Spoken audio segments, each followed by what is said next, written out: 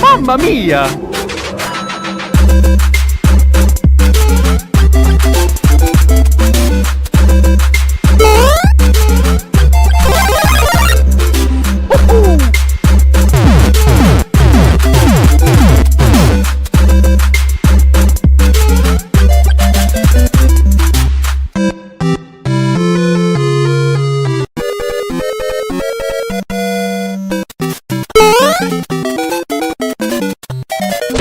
Mamma mia!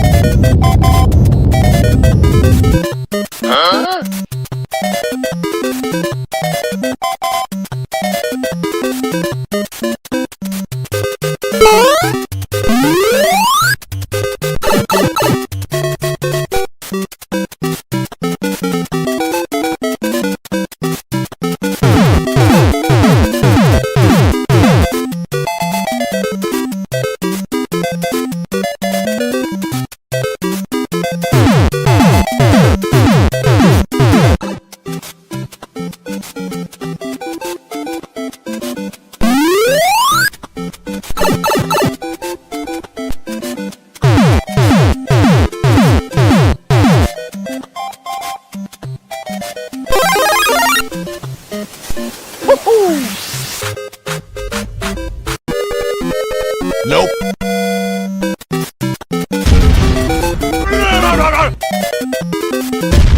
Nope.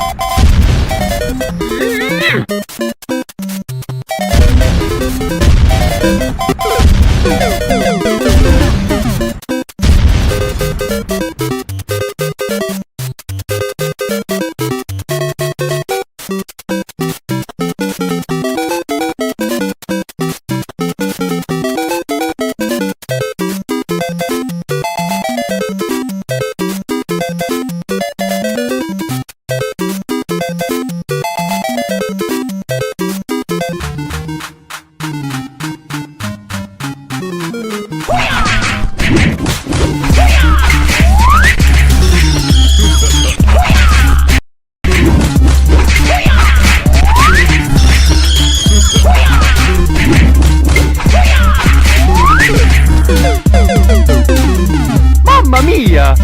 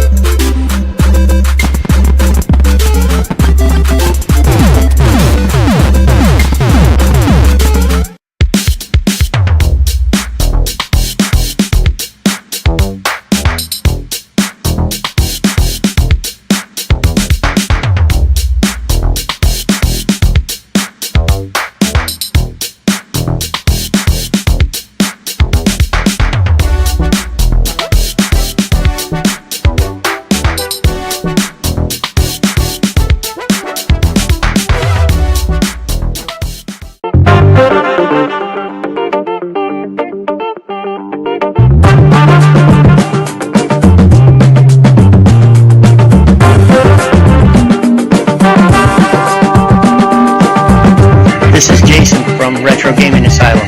Welcome to Game Masters. All right, guys, we are back. We're back. We weren't canceled after last week. It's episode 19. I know we say that a lot, but we often think that that's going to happen. Brandy, YouTube is behaving itself today. Isn't that awesome? Let's hope so. Let's hope that it stays this way. We're always trying to figure it out and see what's going on. It didn't like us last time, so I thought maybe we were going to get canceled, but I guess we're okay. Well, we've got a really, really cool topic today to discuss because, this was a question I brought up. Actually, I brought this up to Brandy last week, if you guys remember. I said, when is too much too much? Like, when do you stop? And it's funny to see a lot of the chatter, even right now in the chat room, with with their responses to this. So I think we're going to have a really good show tonight to talk about this. I'm out of timeout, Retro Snowman. The YouTube is I guess I'm behaving myself because I haven't done a video. Just jinxed it. Well, I wouldn't say that yet. I could put you in timeout. We don't know how the show's gonna go. Oh no! Don't do that to me. So we've got a lot of cool stuff coming up here, and it should be a fun time. Why don't you go through the chat and say hello to everyone? Yes, we have quite a few people in here. We have Tucker Smith earlier. We have Growlbound Gaming. Howdy. Grail.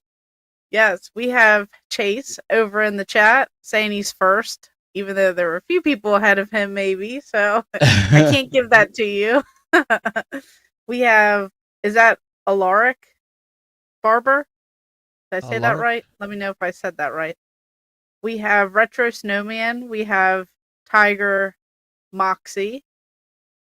We have, is that Moggy? Mogi? Moggy? I couldn't tell you. I'm so bad. I'm sorry if I'm mispronouncing everyone's name. You're butchering everything. I might get canceled. I'm gonna have to go in a timeout. Man, you're gonna have to go. Yeah, so we got Grailbound Gaming, Retro Snowman, CC Games. Who else we had? Tiger Moxie, Moggy. Is that the one you weren't sure? Love the hat. Thank you. I thought it was probably Moggy. I think, right? It might be Mogi. I'm gonna say Moggy unless he tells me otherwise. But he likes my hat, so there's that. See, I nailed it. So, okay, good. Okay. So we've had a rough last month and a half, but finally some good news has happened. We can't talk about it right now, but hopefully in the future we can talk about it. But for us, for Brandy and I and our families, there's definitely some good news. So it's those that know, they know, and those that you don't know, well, you're just gonna have to wait and find out eventually. But yeah, good news. And all right, fine, I'll spill the beans. So the reality is, Brandy has purchased another bathtub so she can put all her stuff in. Yeah. She got tired of us picking on her, so I'm sorry, Brandy. I had to let the cat out of the bag. I just had to tell everybody. I was just waiting. I was gonna do a pickups video. I know. And just put the bathtub in the middle of the room so I could start stacking standees in it. You just killed it. I was gonna make a whole video out of it. Well, so since you're doing the bathtub, I figured I would do the toilet.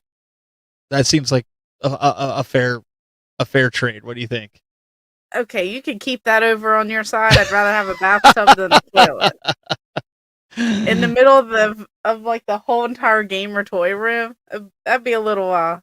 That's when you know you have a problem, I think. Well, we're definitely going to get into that here in just a few moments about the problems that we have. Retro Snowman says, Moxie, I will probably still be collecting even after I'm dead. I'll take the post office a while to price every package I ordered.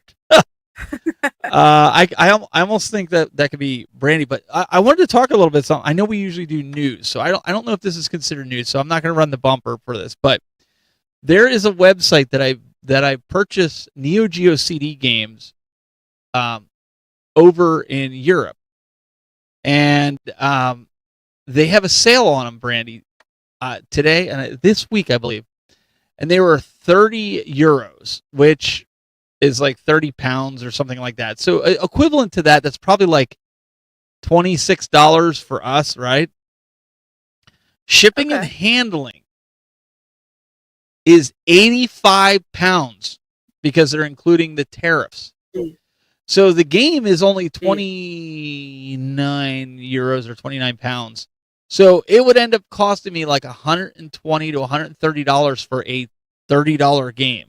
So I won't be buying from them. It's insane. Pixel Heart is the company, if anybody's wondering. It's nothing against Pixel Heart, but good gosh, man, it's like that's too much money. And I'll kind of pull this insane. up. You're paying way more. I'll pull it up here so you can take a look here. This was the one I was going to get. Punky Circus Neo Geo CD. There's the price. Somebody, tell me that's what 24 yen or 24 euros or some nonsense like that, right? Euros, I believe it is. Okay.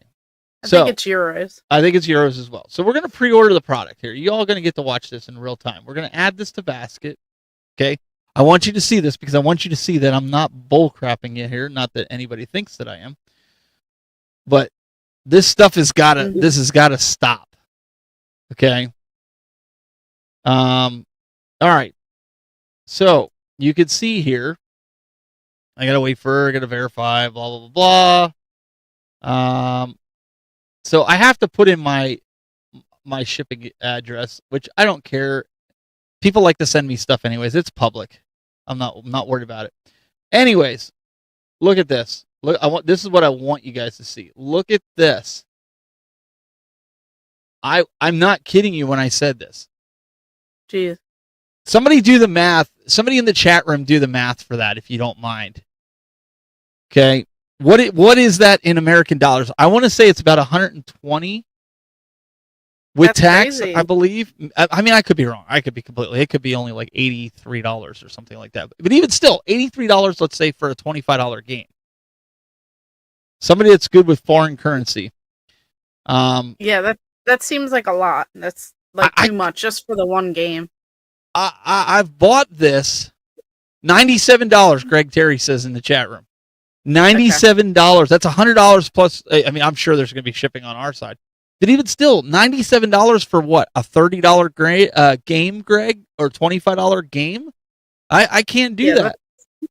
That's just so wild to me. That's crazy. And Isaac, we're not kicking you out. You did miss roll call, but it's okay. We'll shout you out now. We'll shout you out, Isaac. We got the meat grips. We're ready to go. I bought a couple games from these guys, and Brandy, I think it was only like $10 shipping before to buy from Pixel Heart because I like their stuff. Well, you missed your chance. Well, okay, so it was before this administration decided to do all this nonsense with the tariffs and everything like that. But I mean, they've got a lot of great games. Have you ever shopped from here? No, and now I won't. Now you won't be, but they have a lot of good games. Yeah. They have a lot of great games here that you can get for Dreamcast, PAL, US, Japan. Yeah, I think it'd be nice to get some, like for the Dreamcast and stuff. Switch, looks like they have a bunch of stuff. Even Game Boy. They've got Lost Terminal for Game Boy. I mean, there's some games that you just can't get anymore, or they're like, kind of on the remake side. I'm actually curious about our friend that also does the remakes of the games. I wonder if he has to pay for any kind of that's major crazy. Tariffs. But that, I'm sure. I thought that was newsworthy. What do you think? Do you think that's pretty newsworthy? Yeah, I think that's newsworthy. So we'll go ahead and allow that. There's no taking it back. Well, and it's not. Listen, it's nothing against the company. If the company Pixel Heart, if you're watching this, I love your stuff. I've got 2 of your games. Yeah. But man, oh man, like the tariffs, are they that bad? Yeah. I mean, talking with some of the vendors and stuff that do things, at different conventions that we go to, they're saying when they make parts for controllers and different things, I mean, the stuff has went up. So, I mean, I believe it. I see all over Instagram and stuff, companies are like, we will now no longer ship here, or we can't do this, or, it's unfortunate. So just have to, hopefully this won't happen forever. Well, that's what Chase is saying. He said, after the new deal signed over today, I wonder if this will be in effect for long. Yeah, guess what? I don't keep up with a lot of the politics stuff, so if you can give us the Cliff Notes version, that would be pretty awesome to put in there, because I would like to know, because I'd like to buy one of these games from Pixel Heart, and guys, you should bookmark their site, because once this nonsense with the tariffs goes away, you definitely want to check it out. Well, we got Retro Rivals in the chat room. What's going on, guys? Hey, welcome in. We're complaining about tariffs and things being sent. I wonder if y'all have some things. Oh, I'm sure they do too. And that's okay. We'll try and keep it a little bit more cheery. Scott and but Jen, welcome. It's great to see you guys. I'm thinking this is probably Jen, because Scott's probably working. I think he works the night shift, if I recall correctly. But I do like the Pixel Heart stuff. I really do. And like, I wanted to pre-order. I really wanted to pre-order this game, but I was just like, I can't justify that, especially if what Chase is saying, that the price is going to go down. Well, let's hope, because then I'll give them a try too and see what Dreamcast and other games. You have a Neo Geo too, don't you? Yeah. They also do Neo Geo MVS and AES games that you can get that are not ridiculously expensive. If you look at their website, some of their Neo Geo games are only $100 that they're putting out, and anybody that knows Neo Geo games, they're not $100. So for brand new games, right? So it's kind of ridiculous. They both work nights. Okay. Oh, they both work nights. Okay. They're on vacation though. Oh, nice. Video game collecting ends when you feel you accomplished everything needed and no longer need stuff to warrant a purchase. And Jen and Scott say, no worries. I only order things on Amazon, so I haven't dealt with any tariff situation. Scott and I both work nights, but we're on vacation this week. That's really cool. Very nice. Glad to see you guys. You guys enjoy and play all those spooky games. Yeah, I'm interested if they stick around. I'm interested to hear what they have to say when we start talking about when is enough. When are you done? When do you say collecting, I'm done? Brandy and I had a little private discussion, so I kind of know where she's standing, and I'm kind of leaning toward her stance on it. But I'm really, really curious. So, do you want to get into what we're playing first before we get into the subject matter, or do you want to just go right into it and do that later? How do you? Let's just dive in. I feel like people in the chat are going at it, so let's jump into it tonight. Let's go crazy. All right, we'll switch it up a little bit. So, the question actually was posed last week. I know it was a big catastrophe. I finally got the podcast up. If you guys missed it, the audio podcast is up as of today. You'll be able to go listen to the audio version of last week. Sorry, it was a little delayed. Today's will be up right after we're done here. But the question came up, Brandy, because you only have so much room. Like, I have all my arcades over here, and then I have my other room that's smaller. That's just a console room. As you can see, part of it's on my background here. That's two walls of my console room, and the question comes up, well, when is enough enough? Are you gonna just stop when you run out of room? Or, like in my case, I have a room here that's full of arcade 1-ups, but my daughter and her friends, they want me to keep it because they love coming over here and playing them. So I was thinking about selling them and bleeding over into here, Brandy, but I don't know when's enough enough. Yeah, I mean, I don't think there's really any right answer, because we've been talking to so many people, and so many of our YouTube friends are literally selling their entire collections, and it's not. Hey, this is Michael Rickard from Wild.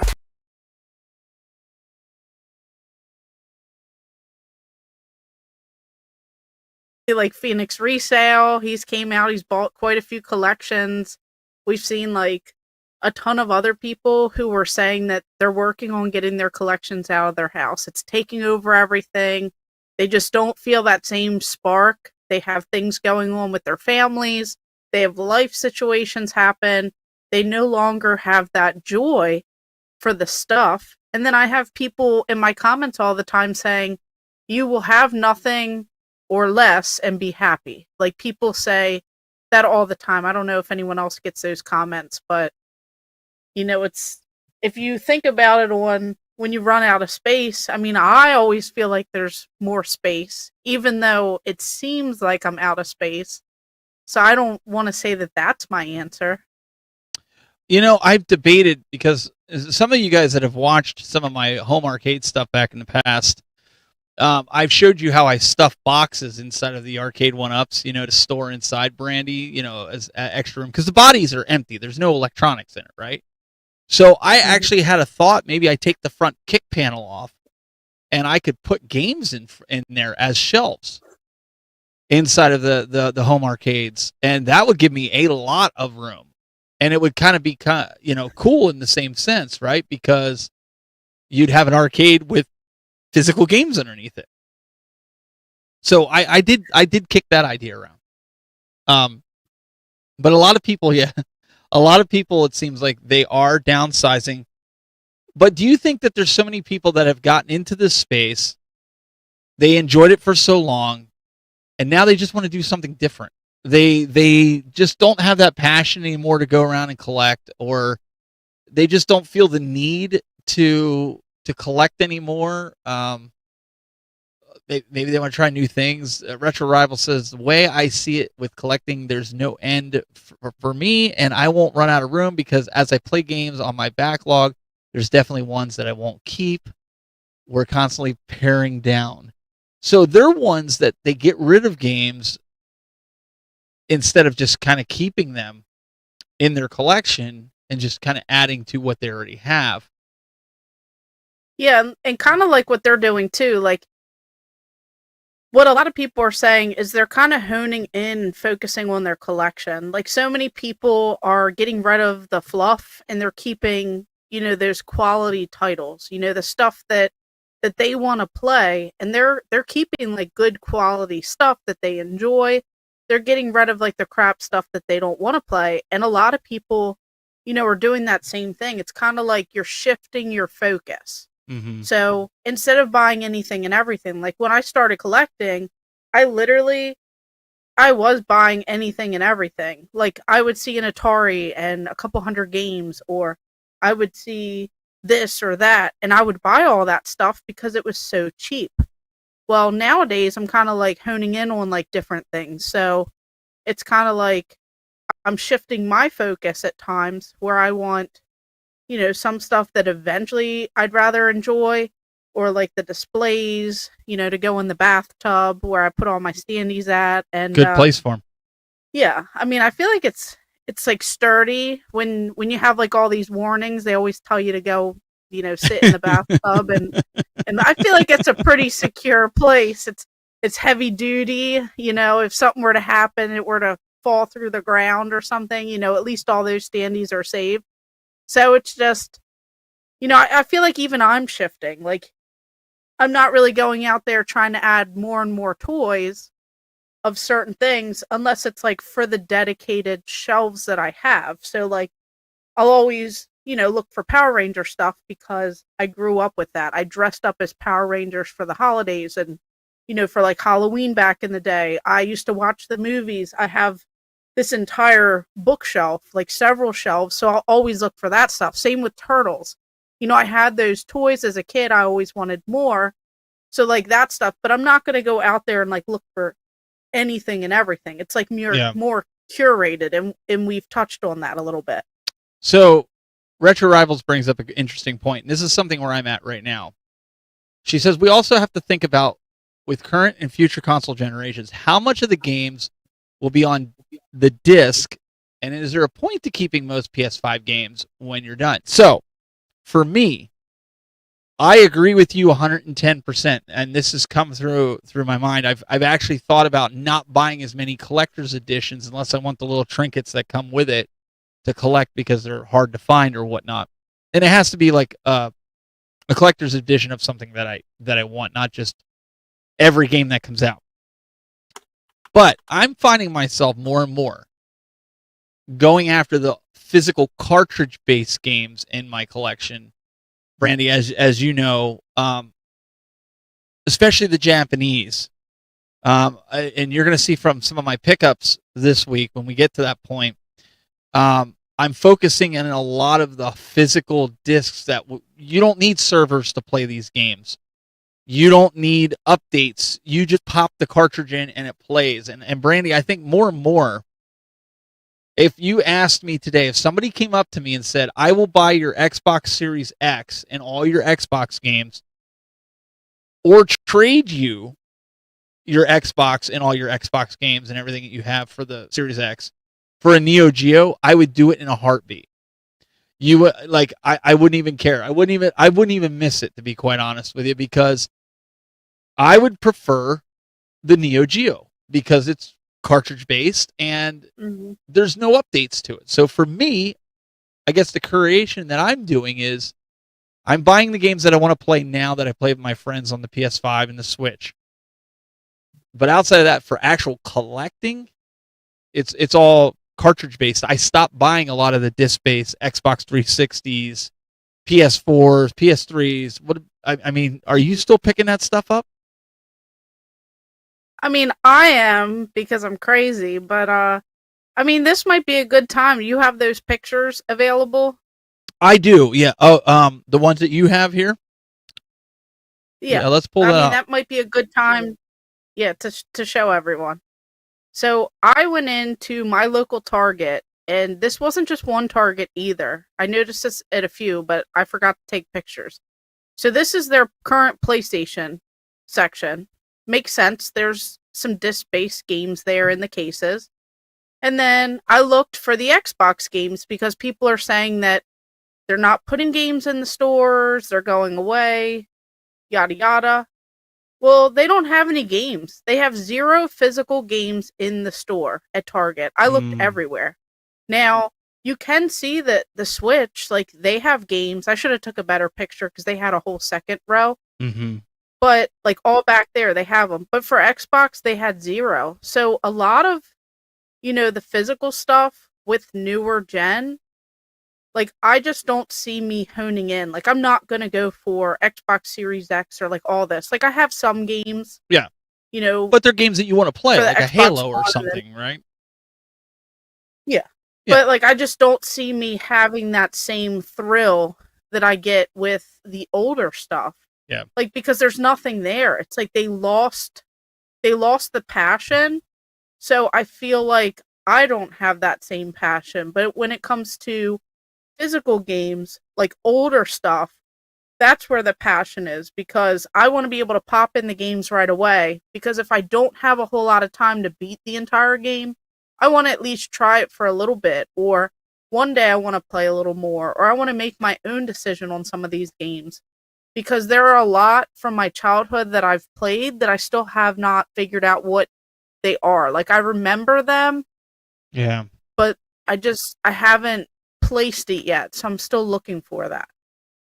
No, I agree with you. There's only certain games that I've, like the Xbox Series X, when the physical was still, a big thing. I bought it. It was one of the last new modern gen consoles that I bought, but I bought it for Halo. Mhm. Probably like most of the guys here in the chat room, that was the only reason, if they collect all the systems, all the modern systems, right? It was to play Halo.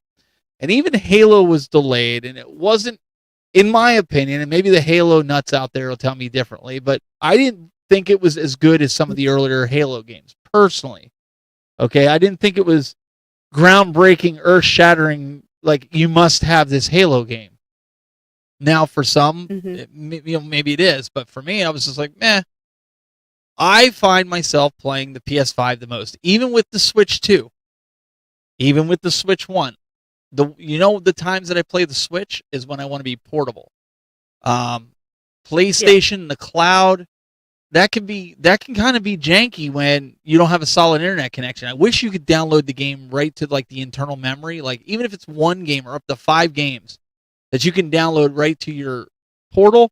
That would make that thing solid. But it depends on a high end, internet connection. So PS5 is where I believe, like, I'm looking in the chat room right now, this is what everybody's talking about. PS4, PS5, right?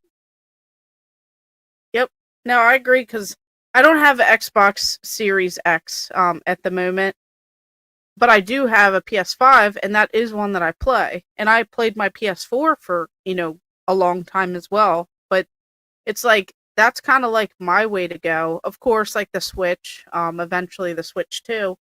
But it's just like, I feel like some of the new stuff just doesn't have that same appeal unless it's on, like, the PlayStation. Like, I'd rather play those games there And there are so many great games, and you can find them for deals. And it's just something about the Xbox. It's just not appealing anymore. Like, I remember when they had all those console exclusives, and I went hard with the Xbox 360. I used to play games in college. People would come into my room and they'd watch me play like different games. And, I kind of turned into like Blockbuster. Of course, I wasn't making any money, probably like them. And people would be like, hey, can I borrow this game, or can I borrow this movie? And they would go back to their room and they'd play, Devil May Cry or something, and they'd play these games. And then I'd go through, because they'd be like, oh, you need to play this one next. And I spent a lot of those years playing a lot of games on the Xbox 360. And I just feel like Xbox has lost its way. No, I agree with you there. I think the Xbox 360 was probably the best iteration of an Xbox that ever came out. Now, there's a lot of people that'll probably disagree with me, and they'll be like, oh, no, the Xbox One was the best one because it can play 360 games. But think about the library. The library was the best on the 360. That was when Microsoft was at their pinnacle with online gameplay. Nobody could touch Xbox with online gameplay, multiplayer, voice chat, the whole 9 yards. Like, Sony couldn't even hold their cup of coffee, so to speak. That was where I got started. PS3, the PS3 was still like so expensive. Oh yeah. And I had buddies like from like Sweden and other places that I would get on and play Mass Effect online, and I would just play for hours. And it's probably still to this day, the Mass Effect series is one that I've played the most hours ever. And I was so good at like online, and I loved playing it, and I would like switch up my different like characters and stuff that I would play. But I just like, I loved it. I would play. I found some cheats and stuff too when you would play online with people where they would spawn and stuff.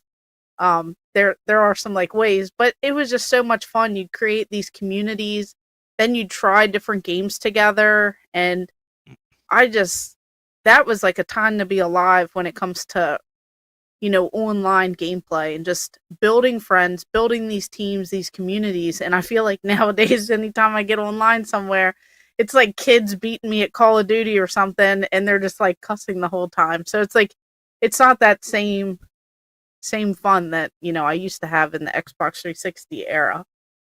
Well, and I think that is something that I remember, because when I was in college, the 360 was huge. Halo came out. Everybody was doing LAN parties. We all played Halo multiplayer. We played Call of Duty. Modern Warfare 2 was the best Call of Duty that was out. And then when Ghosts came out, or everybody was on it. But Modern Warfare 2 is what I remember playing like I play Fortnite with my kids these days.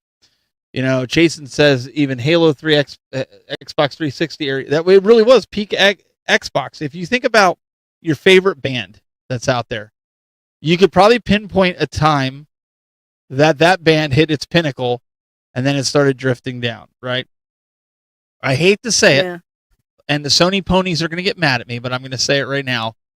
Hey! Even though they like the PlayStation 2, the PlayStation 5 is probably PlayStation's pinnacle. It's all going to be downhill from here. I can't see them. I think it was Sony's one of the engineers or one of their marketing guys came out and said, like, they've hit the plateau as far as what graphics can do without going into augmented reality and virtual reality and all this stuff. Like, what you see is what you're getting. They can make the chips faster, and you can get a little bit more frames per second, but your naked eye is not going to be able to see it anyways. Yeah. Like, I feel like the PlayStation 5 is at its pinnacle. Right? I don't think we're going to see something that's groundbreaking and earth-shattering from it. Xbox, unfortunately, hit that pinnacle earlier, and they sold so many games. Now, it's debatable, and the Switch people are going to get mad at me. The Nintendo people are going to get mad at me. I'm trying to hate on everybody equally here. But I think... I know. What's going on? We're about to all get canceled because of you. Listen, you tell me if I'm wrong, though. I think that the Switch was Nintendo's pinnacle. They tried to ride off with a Switch 2 to try to get a little bit more of that pinnacle, but I have a feeling the Switch 2 is kind of on that downgrade, because they haven't really done anything with the Switch 2 that's made people in this chat room go, I need this. Even you, I know, I you still haven't don't said have that either. one. Right. Yeah, my birthday's this weekend, and I don't even know if I want one yet. You know? Yeah, you guys can make sure you sing happy 40th birthday to Brandy. 40. She's hitting the big 40. She's finally reaching that old person criteria.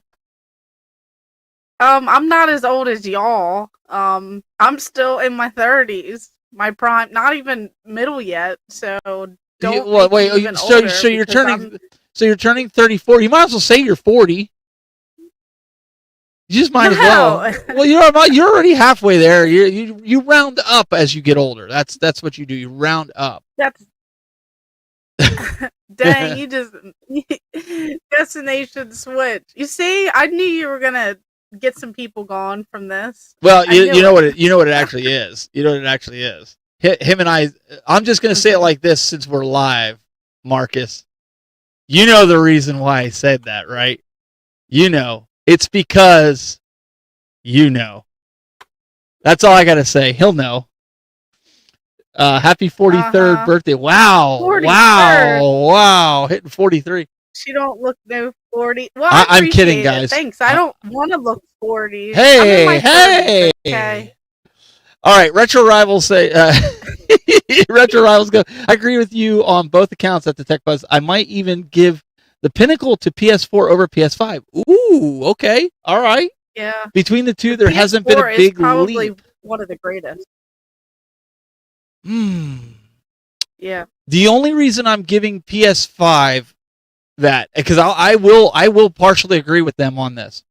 The only reason why I'm giving PS5 that pinnacle is the library on the PS5 right now is second to none, especially since it can play PS4 games. So I guess PS4. Oh, there's PS4. the beat in there. Okay. I get it. Yeah, I mean, but the library that PS5 has, every game that they brought out so far, like, guys, I mean, you've seen the Wolverine previews, right?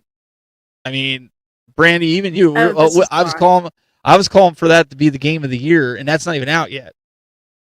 Yeah, it just looks that's spectacular. That's why you said it, because that's gonna be your favorite game. Well, no, you All got right, I see it Spider-Man. now. Well, wait a second. You got the Spider-Man games. They all are fantastic.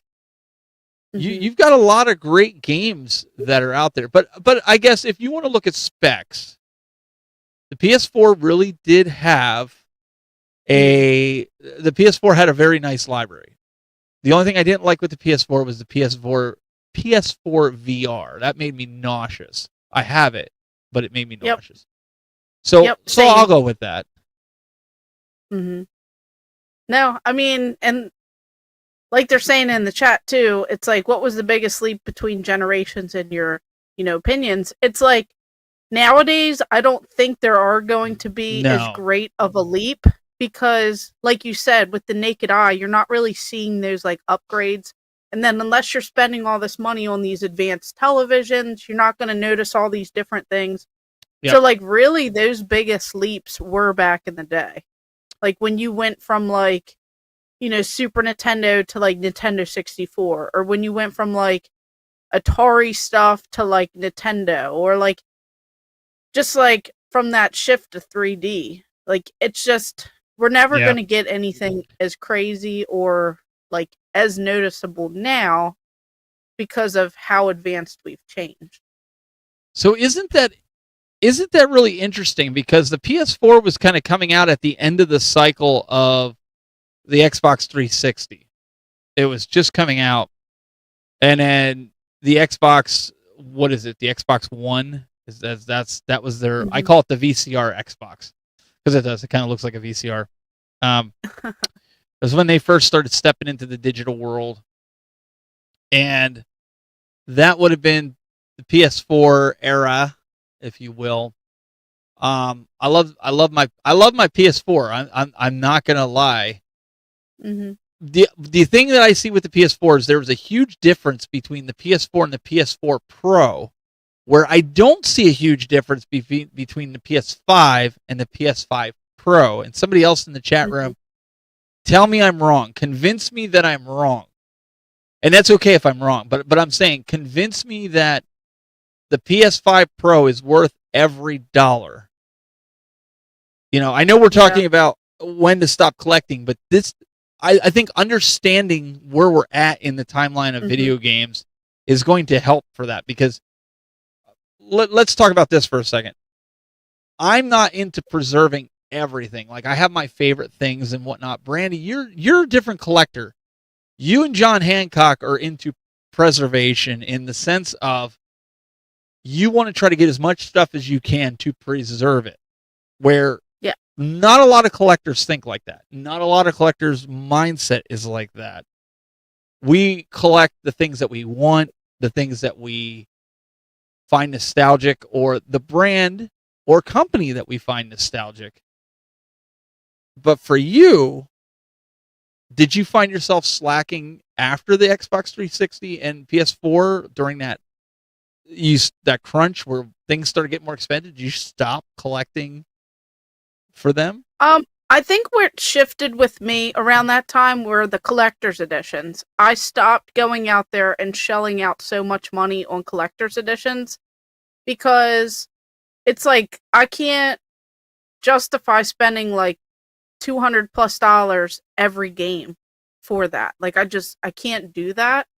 Unless they have like a cool bobblehead or something now, but it's like I couldn't keep doing that, so I noticed that I was waiting because I wasn't playing some of those games right when they came out, and there's still quite a few that I haven't played that I want to play, and it's like I kind of had to take a step back and be like, all right, let me shift this. Let me go for more inexpensive and not always getting it on release date, because you guys know, like, a game can come out and then it drastically drops, and then a year later it's like on like the clearance rack, and then you have companies, whether you love them, you hate them, whatever. I have a love-hate relationship with GameStop, but they'll do those discounts on those collector's editions. Remember when they did that crazy discount on like Street Fighter, and then like they did it on Kombat, the other one. What's the other one with the girl with the long red hair? Forbidden Horizon Forbidden. Yep.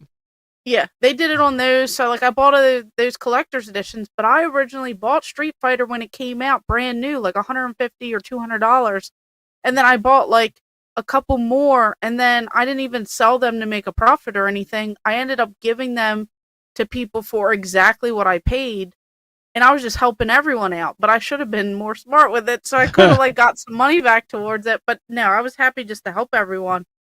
But I was going to every GameStop, and I was helping my buddy Blips and Pips. I was helping Millennial Collector. Like, I was just helping everyone try and get collector's editions. Yep. Just because I wanted them to experience that too. So I feel like I don't want to overpay anymore on things that are like unnecessarily like, you just get better at your tactics, I guess. And like my thing is, like, I started with stuff that I was nostalgic for, like the Nintendo 64, and then wanting to play all those games, and then there were some that I played that I couldn't remember which one, so I just went for, like, the whole catalog, and I just ordered a few more Japanese titles, so I think I'm around, like, 14 or 13 Japanese titles left for the worldwide set, and I think with me is I get attached to things, and, like, I know it's, like, crazy we can get talking into, like, hoarding and all that, but it's like I do so much research on some of these items that I appreciate where they came from.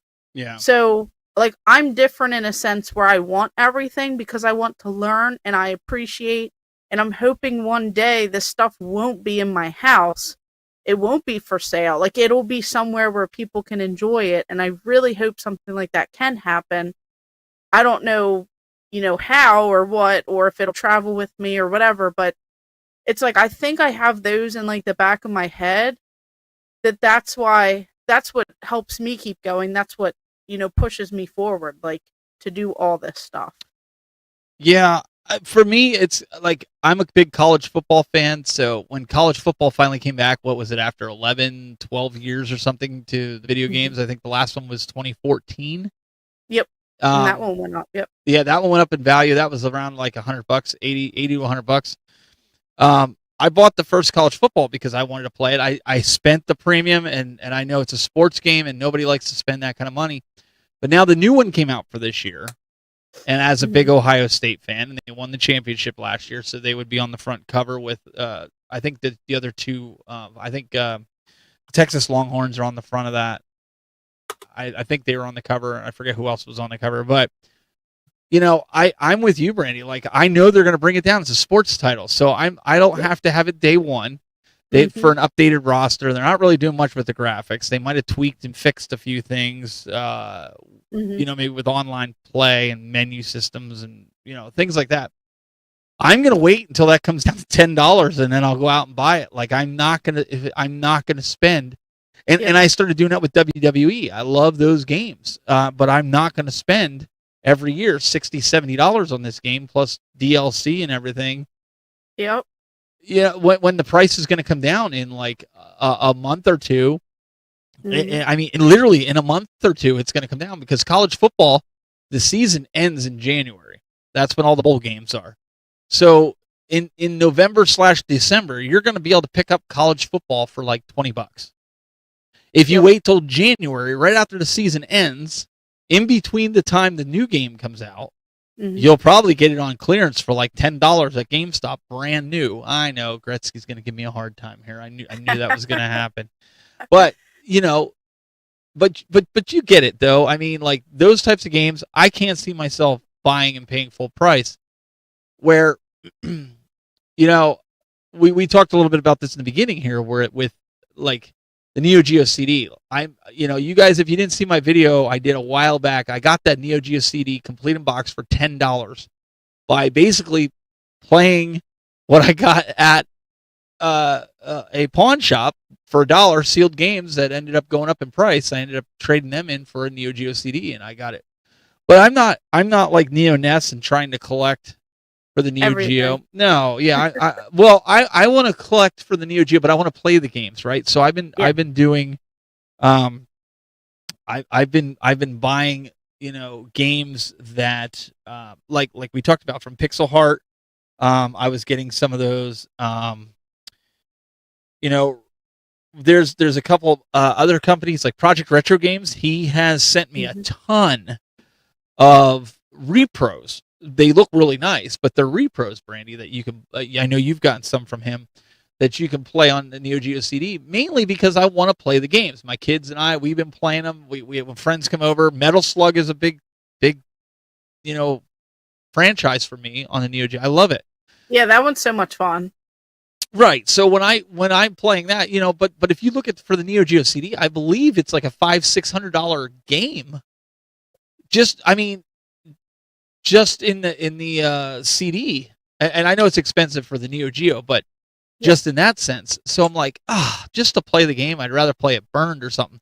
But even the ones that he sends me, I'll make burned copies of that we'll play, and I'll protect his games because I don't want them to get ruined. But I'm not trying to one up somebody and be like, oh yeah, I got this game and it's worth thousands of dollars. No, I just want to play the game, right?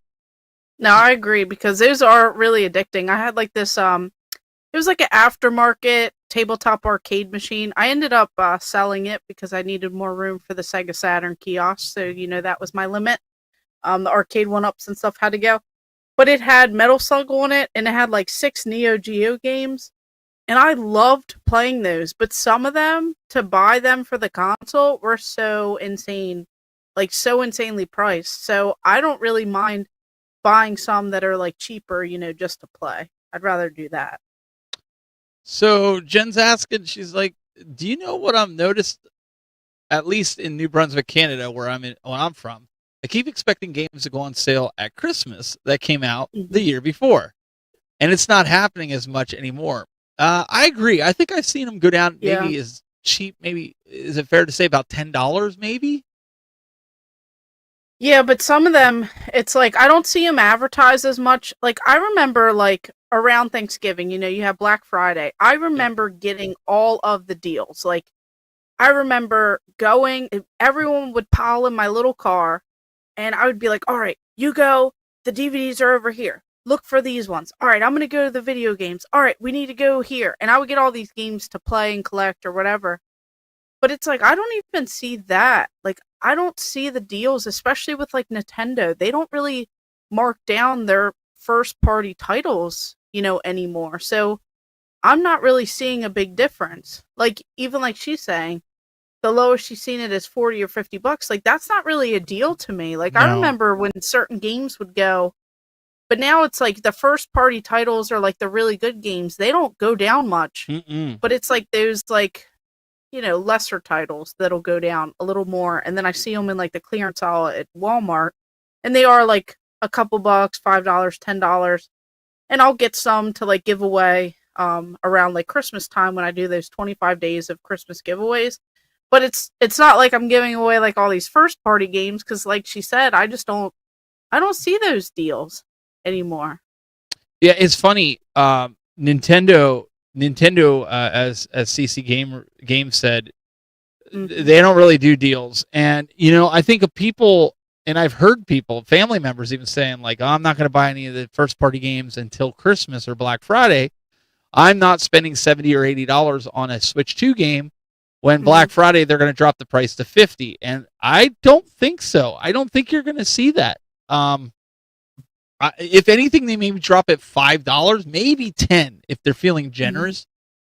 But I just don't see it. When I talk to GameStop and I talk to different people there, all they do is talk about how the Switch 2s are flying off the shelves faster than the Switch 1s. But when I go to like Walmart and I see 10 Switch 2s in the case, yeah, they're fully stocked. They're fully stocked right now. That's not how the Switch 1 was, if you remember. It was, I think the first 2 years, it was hard to get one unless you knew somebody and you could, or you pre-ordered, right? Yeah, I pre-ordered, and I remember it like they ran out. Yeah. Yeah, I don't know, man. I've actually found better deals just going to conventions on even newer games. Now, I agree with Marcus here. I've been finding a ton of Switch titles at Walmart for $10, to be fair. Also PS4, and there's a select PS5 games. Like a lot of like your Nickelodeon, like they had a couple of the Nickelodeon kart games. They had I got a few of those that I want to live stream. They were $10. They were about $10 or less. Those you can get, and when I say they're on different systems, they usually have them for like PS4, Xbox Series X, and PS5. So you can get on, and I think even Switch. So whichever platform. So to Marcus's point, go check out that section. Destination Switch.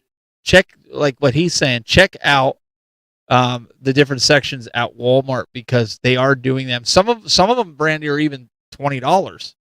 And they're good games. They're not like trash games. They're games that at one point were $50, but they're probably like 3 or 4 year old games. Not bad, but if you're collecting, it's a good thing to look at. Yeah, it's a way to grab some of the games. Never know which one of those games will be the Barbie on 3DS game. I mean, that's true. I don't know which one's going to be the more valuable one, but I do see like they have a ton of like the kids games, like the Bluey games, and those are the ones you want to buy. The Ryan and all these other ones. Like I just see like all those like kids games and stuff. Baby Shark. I got my copy. Yeah, I mean, I didn't go crazy with that yet, but well, my daughter plays it. My daughter plays. Sophia, she plays the Baby Shark. That's the only game she has that's in her Switch right now, and she loves it. That's what she plays to make herself feel good. So I guess I see a lot of people are posting that. My thing right now is, this is my collecting habits right now, and Brandy, CC Games will tell you this too. I've said this at conventions. Anymore, I'm not going to conventions to buy video games per se. Now, I will go find the NES games that I may need for completing my collection for the North American NES collection. But again, we're talking cartridges. I'm not looking for disc-based games. What I've been doing when I go to conventions, and my collecting habits have been a lot lately, is finding like standees and like the 3D print stuff like CC Games has. You guys all saw in the video the big Mario that I got, the Mega Man that I have. Those types of things. I even got some small Marios in my game room from CC Games. Those types of things that you can't just go to the store and buy, Brandy. Those are the things that I'm really, really on the lookout for and trying to buy and trying to find. Like you saw that score that I got, that Donkey Kong standee. Saved it from your bathtub. I managed to get. Those are the types of things really like I wanna get. I just think it's cool. It gives when somebody walks in here, I've been looking for kiosks because kiosks are something that are rare, and people come in here, and it was funny. One of the kids from my daughter's school that was on the band, he was like, "These are kiosks. They used to be in GameStop. What GameStop did you rob to get this?" Mm-hmm. That because that's the only GameStops had this stuff. Like people can't just get this type of stuff. So I think as games start going to just disc only downloads and stuff, you're going to see these things are going to go up in value. I think the kiosks, Yeah. they're only going I to think, become like, more and more rare. Yeah, like the older stuff. Like I know we Yes. talked about retro gaming, is that gonna die, this and that, but like I think people will find more interest. It's gonna come in waves and it's gonna go and it's gonna come in waves and all that. But it's like I think more of these conventions are the future. I think people are Mhm. going to turn it into a whole experience.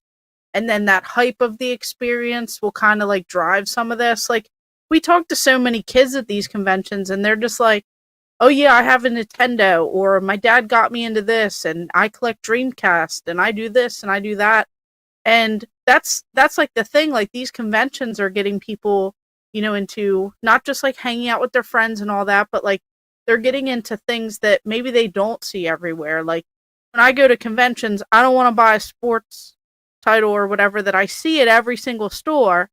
I want to go for the weird standee that I'm just going to throw in the bathtub, or the PlayStation banner that I'm just going to throw on the ground for 3 weeks, or Yeah. like, now I'm looking for bobbleheads, and now I'm looking for like weird little things, and then trying to go for the full sets and stuff too. But I'm not going to overpay or overspend. I want to find it under price charting. I want to make the deals, and I'm going to go for that. So it's kind of like Well, I and just like I look into all that. that's a good point. And my wife was just texting me, and she said, some of the kids thought the kiosks were the actual game systems. They were like, "What version of PS4 is this or PS3?" Like they thought that was like some form of, they thought it was like some kind of old school gaming system. Like some that weren't familiar with the PS4 or the PS3 because they just didn't have them. They're familiar with the Switch. They just got a Switch. And I thought that was kind of interesting. Like some of the ones that have been around that I talked to, you heard the one guy, he was like, oh, his dad had a Nintendo. So he was very familiar with cartridge-based systems. Yep. But for them to come in and see like, oh, this is a kiosk. And I explained to them, like when I was a kid, my parents, we would go, there was a store called Clover. I don't know if you had that down where you're at, but it was called Clover. And Is it a grocery store? No, it was kind of like a Kohl's. Or a Target. It was like a Target. That was probably It sounds like is it milk? Yeah, they called it Clover. Clover. Oh, milk. no, it's just called Clover. And they had Hess's. Hess's was kind of like Bonton. And in our mall, that's what they had. They had Clover. And my parents would go in and they would look at all kinds of stuff. My brother and I would beeline it to the video game section because they had all the TVs up above on the. Do you remember that where they had all the games right in front of you in the glass skin? Yeah. Then they had the TVs above you, and then somehow they ran the wires down and they had them into the little hand grips at the bottom. So you stood there and looked up on it. When back in the day of the Nintendo, Super Nintendo, Sega, we would go right down the line while my parents would shop. We would sit there playing games. That was when they let you, and there would be tons of kids there. So you'd be playing Mortal Kombat. You'd be playing each other. It was like being in an arcade. Nobody was getting into trouble. They didn't care if you sat there and played. Meanwhile, the parents are all walking around shopping. The kids today don't know what that's like. That's what we did all the time. And then that was, you go to KB Toys. KB had the same thing. We'd go in there, especially if the parents were walking the mall. I had to explain this to these kids that came over, with my daughter. They didn't understand. They're like, wait. You could play video games in a shopping mall, in a store. I was like, man, I said just about every good mall had an arcade in it. Are you kidding me? Like They're that's probably like, what we what's did. a mall? Well, we didn't have Amazon back in the day, right? What's an This is what we arcade? did. It's not Dave and Buster's or Round One or Right. What's an arcade? I know it sounds funny, like this. Our whole community that's here, our chatters that are here, they're just like I can't believe it. But honestly, like this is what these kids, they had no idea, but they were here. And like for some of the kids to say, Brandy, like they never even heard of Rampage. Like that was one they had Yeah, no that was idea. shocking. That was really shocking. And then when I told them, I met the guy that made it, got a picture. I had to show him the picture. They're just like, wow, he's old. And I'm just like, okay, so yeah. I mean, to me that was kind of cool, but for them, like, to explain some of this, like they were walking around, they saw the Turtles game, the Simpsons arcade, but some of these older ones, like they knew Pac-Man.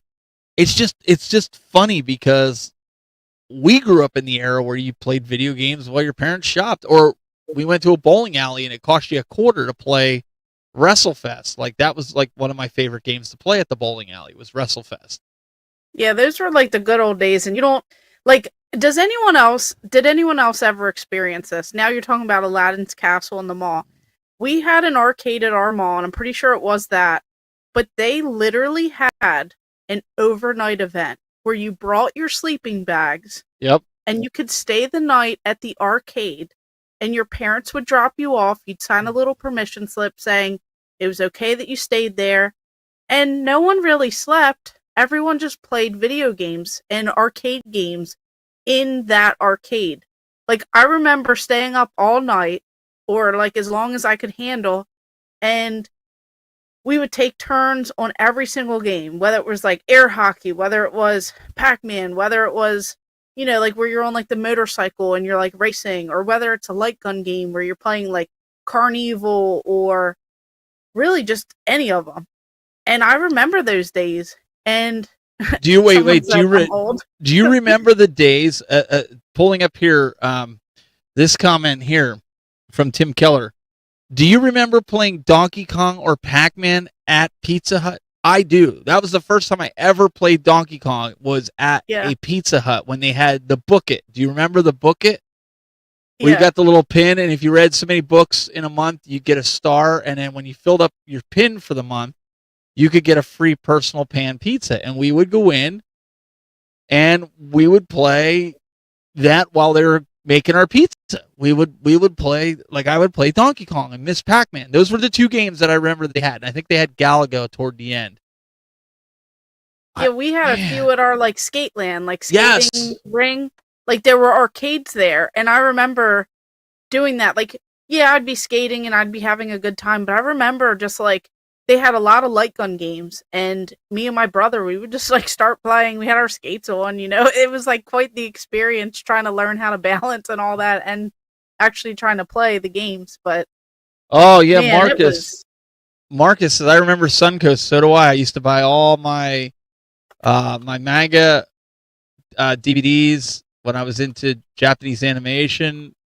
I used to get them at Suncoast. Man, all right. Before we get into what we're playing this week,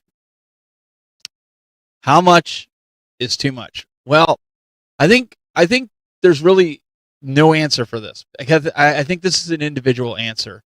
I think you pretty much need to know when to call it quits. Like, I've slowed down tremendously on getting just fluff and fillware to try to collect games, only because it's like, oh, it's only $1, so you buy it, right? I slowed down on that even at pawn shops because I want to save the room for, as you guys are saying, curation and getting things that I want. I'm doing that more. Like I recently just traded some Final Fantasy resealed games for the PS1. They were greatest hits. In fact, in the chat room, I don't know if he's still here, but Daryl was in here. He was telling me he was looking for him, and I was like, I'll trade mine. They're resealed. They're still sealed. I'm never gonna play them. I just don't get into RPGs like that. There's certain ones I'll play. I just don't have time. I'm just not a Final Fantasy fan like that. I'm sorry, people. But he's like, well, what do you want to trade? I said, well, I'm really looking for, Famicom games. He's like, I got you. And Daryl, understanding how much things are worth, he just comes to me and he's like, I trust the guy. I think he brought me like 30 games and he traded them for the Final Fantasy. So it was fair. It was, across the board. But I was able to give him something that he was looking for and then stuff that I was looking for, for the collection. That's where I'm at right now, Brandy. Like, I'm not, I wouldn't say like I've got too much, like I'm done, but I'm at the point where I want to keep my mini arcades, my 3/4 scale, because everybody likes playing them. I think the next step would be, like I said, taking the kick panels off and putting games inside if I needed to. But I think there's always room that I could make some room other places. I've got some shelves in here. I've had some ideas to do some other stuff for shelving, but I would say I'm more, not careful is not the word I'm looking for. Yeah, you're like curating and honing in on what you really want. I'm honing in on certain things that I'm looking for. I'm not just buying anything and everything. I want to get the NES collection done. I still have a passion to collect. My wife will tell you, my kids, my son actually is doing Game Boy. He's not only just doing Game Boy Advance, now he's doing Game Boy. So, yeah, I think once you get to the point where maybe you just don't want to play video games anymore, maybe that's when collecting stops for you. What about you? What would you say? I would have to say it's like your passion. Like, we've talked to so many people, so make sure you guys listen to some of our previous podcasts and then our interviews that we did with certain collectors and stuff. But I think when you lose that passion and this starts to turn into a struggle or a chore, I would say that, it's time to probably stop. If you're going into financial destruction and you're prioritizing this over your own family or things like that, then I would say that it's time to stop. But when it comes to your collection, as long as you're enjoying it, you can afford it, you're like finding those deals and all that, you can always make room. We all joke about the bathtub, but it's like, you can always find space, and it's okay to let things go. If you want to sell your collection or trade games for something else, it's your stuff. You don't have to feel guilty or shame or anything around that. No one on the internet owns you and your stuff. At the end of the day, you have to be confident and enjoy what you have. Whether you're playing them, whether you're collecting them, whether you're doing a mix in between. Obviously you want to enjoy and stuff what you have. So it's just, you have to have fun with it. And, like Johnny Graphics is saying, you can always build another house. I mean, maybe not in today's prices, but you can definitely get another bathtub. So it's like, you have to have fun with it. You have to enjoy it. And like any hobby or anything, you don't want it to turn into a burden. So. No, I agree with that. And like my son is so engulfed in video games, and I encourage it. I'm probably one of the few parents that encourage him playing video games, because I know what can come of it. I want to support him. I want him to know that I support him. He actually just recently signed up for esports, and they're going to be playing some different games. I think it starts next week. I'm really curious to see how well he does, because he is very good at a lot of the different games that they're going to be playing. And so for me, it's going to be different, because it's going to be something that, Brandy, that I'm used to the scene. And then to see how that competition is, I don't know a lot about it. Yeah, sorry, I'm in the chat. Oh no, you're fine. I don't know a lot about like the esports, like what goes on with it and how they compete and stuff. Familiar. But that's a step in the right direction, because he's competing. He's going to be really good, and that's a step toward going toward what he wants to do. He wants to be a YouTuber, but he wants to be one of the guys that play video games to do it. Like, he wants to play games online to, do that sort of thing. So, he's taken the steps to do that. Like, he comes and does all the stuff with us when we go to conventions and whatnot. So, I don't know. That's going to be an interesting journey for me, I will say, to watch him, kind of go down that road. And I'll have to report to you guys, maybe get some footage show you Yeah, some that'd of be the really cool to see. esports To be a stuff. part of and kind Yeah. of see how it is. Because I feel like I don't even know enough about that either. But it sounds like a lot of fun and it is pretty cool. It's a whole new world. From what I saw. But what I want to tell you guys really quick, this holiday season, I don't know if anybody saw this. Randy, did you see these? Oh yeah, I've been looking console for heroes. them. You can get these now on Walmart. They will ship December 1st. I just but pulled they it up don't on have here. them in store anymore. Like people No, are they're posting that pre-orders. They're buying them They're in pre-orders. store. No, they're pre-orders. I don't know how they're finding them in stores. They if you go to Walmart right now and look, they're what they're called, console heroes. If you look them up on Walmart. Yeah, but there should be some that aren't pre-orders, and people are finding them at like Walmart or Target or something. For I've been $30. looking everywhere. I've been looking as well. There's an actual Sega Genesis that does the console heroes, where it's a full-blown Sega Genesis. Let me see if I can find Yeah.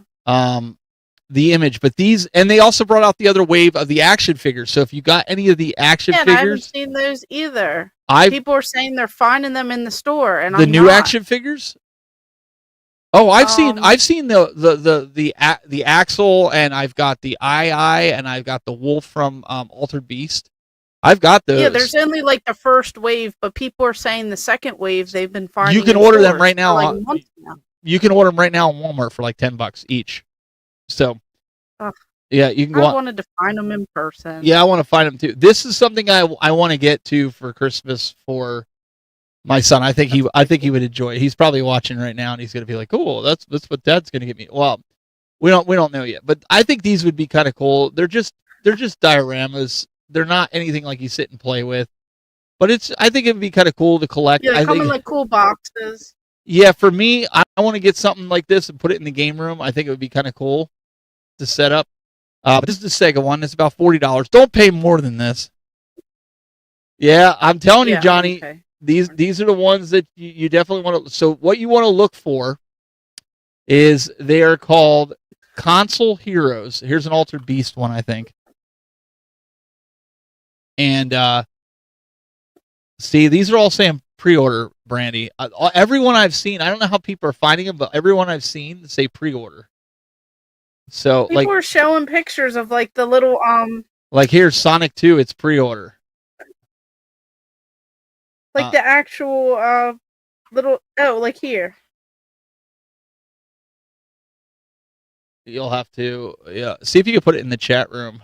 I'm not saying you're wrong. I'm just saying that everyone I've seen where it's like the whole actual. Oh, here's one. Display. Like here's a Sonic 2. It says it'll deliver on October 28th or October 30th. This one here. But I think this one. Yeah, there's like a first wave of them that are already out. I haven't found them anywhere in person. Interesting. I'm gonna have to check. They kind of remind me of those like little tiny play sets. So I don't know. Did the action figures? The Mighty Max stuff. There you go. Do the action figures come off, or are they all like? Because dioramas usually you set it and forget it type of thing. Oh, I don't know. I don't know if they're like the little Mighty Max or Polly Pocket. It might be. I don't know if they're similar to that.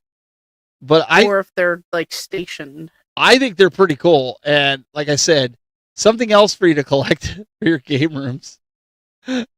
But that is something that I'm actively on the lookout for, and if you guys to check some of that stuff out. All right, what we're going to get into now, really quick, is what we're playing this week. Check it out. Hey, this is Michael Rickard from Wildcard Video Games. You are watching Game Masters on YouTube. Enjoy.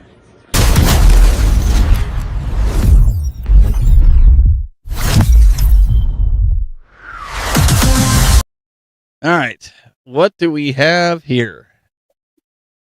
Looks like you're shooting some things. I love this kiosk. Let me tell you, I kept Virtual Cop 2 in the kiosk. So because I have the arcade machine, I haven't really been able to get to the arcade machine because it's in the garage, and I have not converted that yet because of all the holiday decorations and stuff. So I figured I'd go ahead and play it on my Sega Saturn kiosk, and I was playing House of the Dead. I've been playing all these light gun games, and I'm just keeping at it. So I figured I'd go ahead and share again, just because it's just something about the kiosks. They're so easy to set up. Like, you literally just plug them in, and they just boot right up, and then you're just blasting away. Like, it's so easy. Same with like the Xbox and like the Dreamcast. Like, I could pick up Crazy Taxi anytime and just start going to town. Like, I don't know. It's like these kiosks are just so easy, and I think I like that easy style to it. And I love these light gun games like Virtual Cop 2. They're just always a great time. They're so cheesy, with like the dumb people that get in the way, and they just like pop up. You can't shoot at them. You don't want to, whatever. And it's like I get a little bit better each time that I play. And when I play the arcade, it's like it's something magical about that. But I'm getting the same feeling by playing with the kiosks. So that's I'm me, still waiting just for. playing. I did a video as well. I'm still waiting for that Dreamcast, the extra Dreamcast one, to show up at my house. Hasn't showed up yet. Oh no. Keep waiting on that. Maybe when I get a third one, I'll let you know. But so many people want that. It just they go better together. Oh, is that everyone how it needs works? a friend. Is that how it works? Yeah, like if you get one kiosk, yeah, you want another kiosk. So if I found a second Sega Saturn kiosk, I'd probably keep them both because they need a friend. Oh my. So Uh-huh. that's how it goes. Oh boy. So mine. Well, what are you playing? So mine this week is I know you guys are gonna be like, well, he already said he's playing Castlevania, and yeah, this is true. Uh-huh. I said a couple weeks ago I've been playing Castlevania, but this is a different Castlevania. This is believe it or not Castlevania 1, but it's not for the NES, and I'm gonna kind of show you here. Mhm. One of the things with it is that Brandy, it's pretty much the same, except that the graphics look a lot better the way that I'm playing it compared to the original NES, even though they're both 8-bit. It's still Castlevania. It's still, everything is in American. But, and there's a huge but here, okay? I'm going to show you guys in just a brief second here. Let me come back here.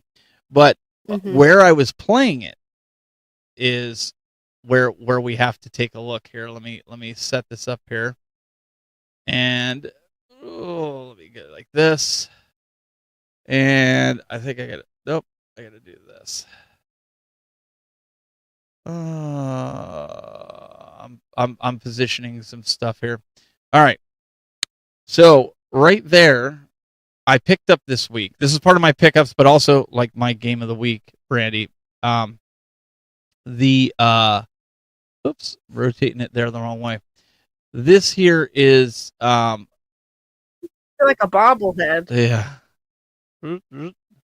We can make it a bobblehead like that. With it moving around. I'm trying to get it in a good position for you. There we go. All right, so that looks better now. That's what you got to do on the fly. So this is Castlevania 1 and Castlevania 2 for the Famicom disc set. And I don't know if anybody really has seen them.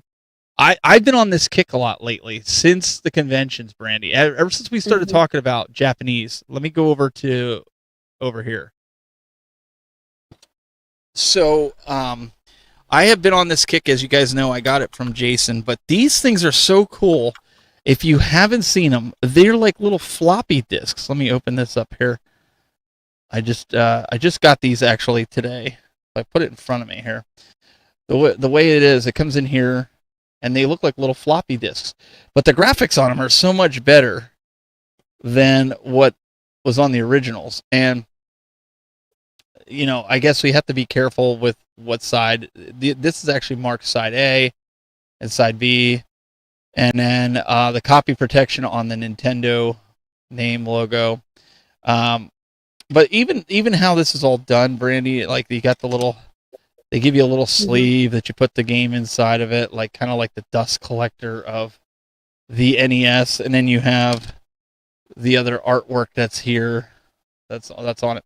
But so I wanted Castlevania 1 and Castlevania 2. I got a really good deal on them. I think they go for like $70-$80 on eBay or any of the other places.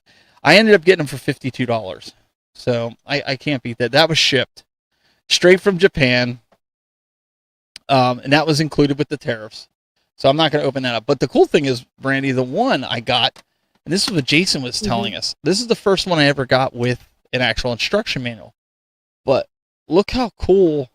That's pretty cool. The instruction manual is. Now, obviously, I can't read it. It's all in Japanese. But there's pictures. So 90% but of us the can. artwork and the style. Yeah. Yeah, that's really cool. Like, to me, that's really, really cool. It's like got the maps. And this is for Castlevania 1. It's got the characters in here. And obviously you can use like Google Translate if you really want to get into it. But this looks better than the manual that we ever got with the original Castlevania, remember? Yeah, it looks really cool. Now, it's not glossy. It's just like your typical paper. Your cover's glossy, but inside is paper. But it's a pretty thick book. If you look at it. Yeah, it's pretty nice. thick. I'm showing everybody because I'm new to this. Like I got the tape drive at Pittsburgh from Retro Gaming Asylum. He hooked me up with a really good deal on it. And then I got a bunch of these and I got a bunch of Famicom games. So this is really, I've really started more collecting, Brandy, now with the Japanese side of things. And playing that's those. Really cool though. Because you're getting some good titles with it too. And I mean, what you already have so far with like the Famicom, like that's really cool that you're, getting into all that stuff now.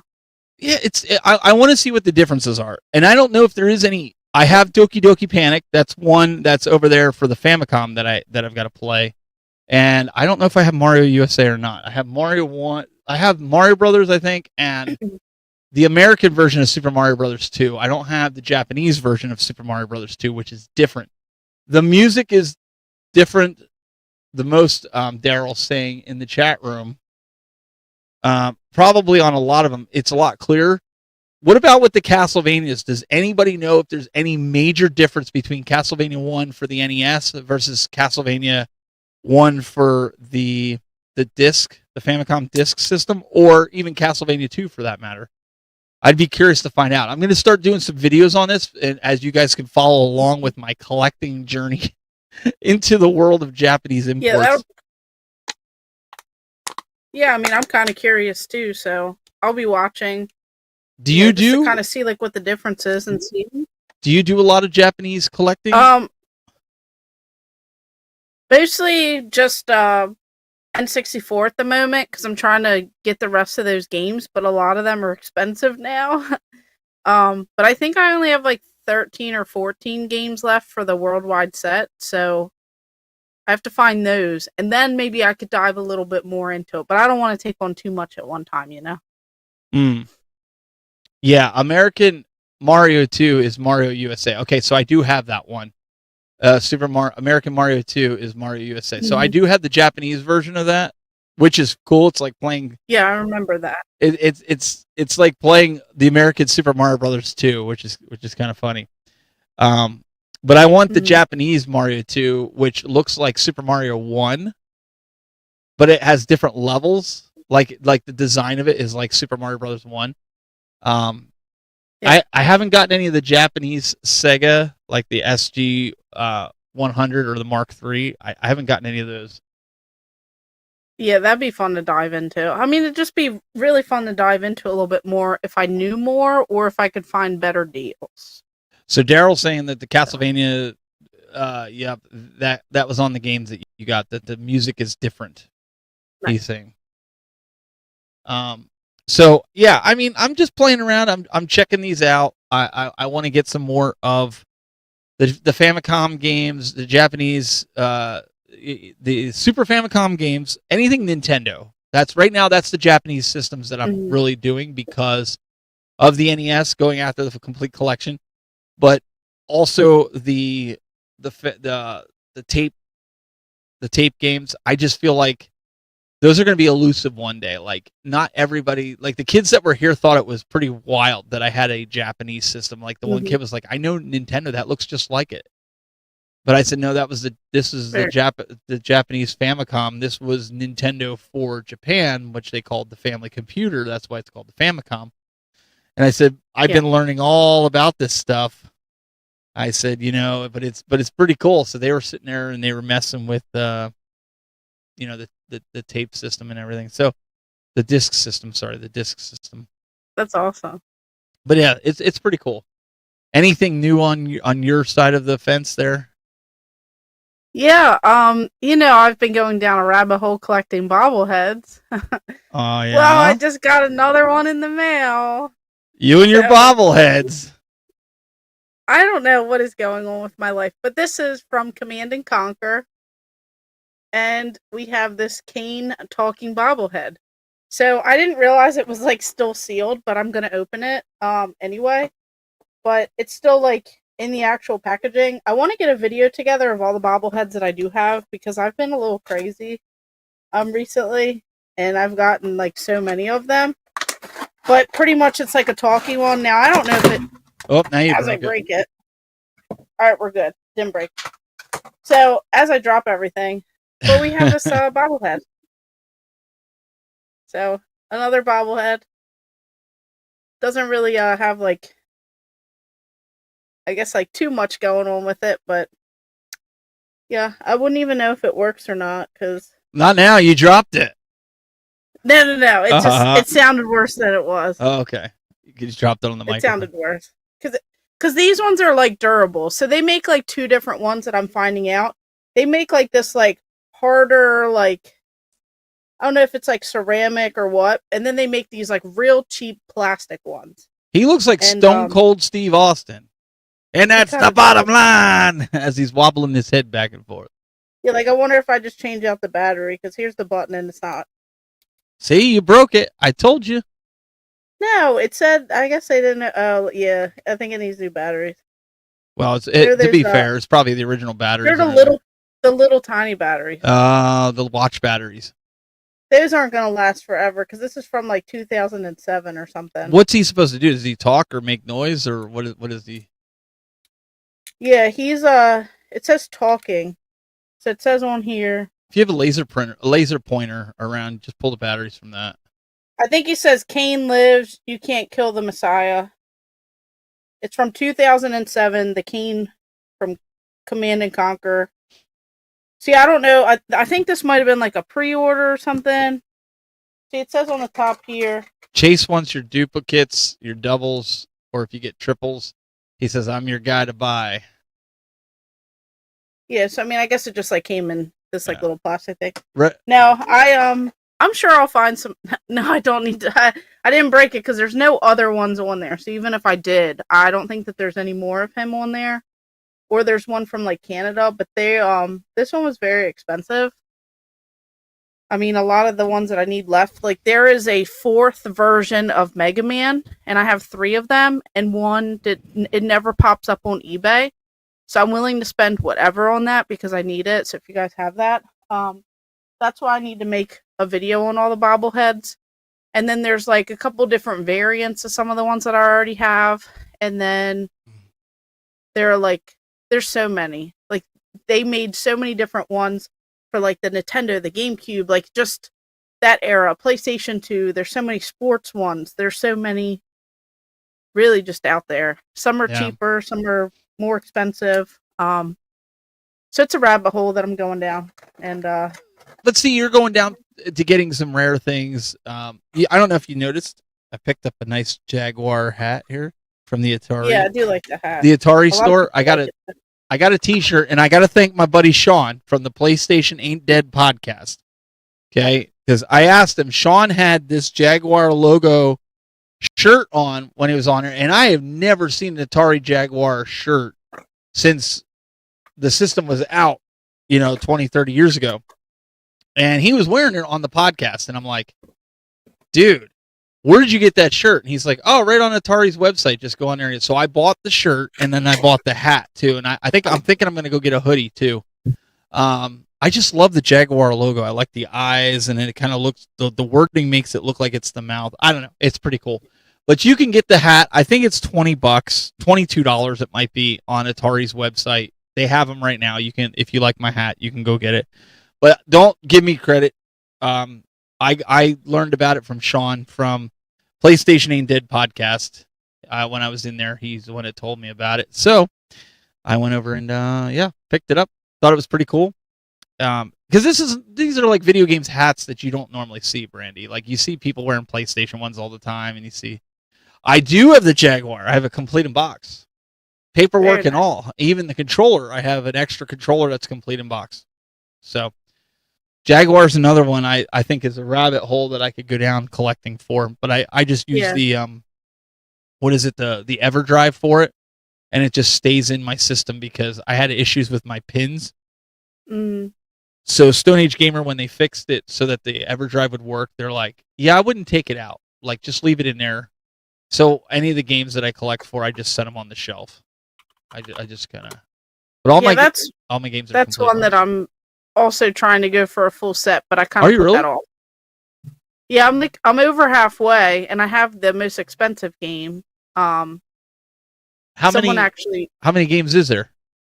There's not a lot. I can't remember. 64? I think so. I think it's around that.